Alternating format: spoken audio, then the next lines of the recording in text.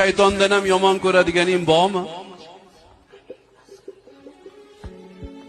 Bor debdi Alloh taolo. Musa alayhisalomga. Musa kalimulloh kishi bevosita gaplasharlar. Shaytondan ham, iblisdan ham yomon ko'radiganing bormi? Bor. Biz yo'ldan qaragan o'z og'zim bilan eshitdilarda o'tirib eshitganmiz. Sahih hadis. Biz yo'ldan qaragan zaif gapirmasdi bular.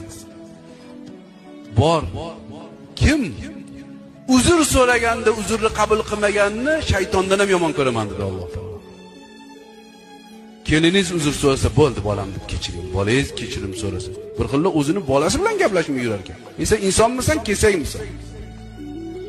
Qoraka 1000 marta uzr so'rasam ham yuvodyaptilar deydi. Dadamisan?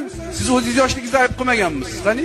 Avliyo bo'lganmizmi? Hecham hammamiz har xil ishlarni qilganmiz. Alloh kechiradi-ku. Siz o'zingiz hozir 50-60 yoshda emassiz. 20 yoshingizda ham o'ylang, nima shayton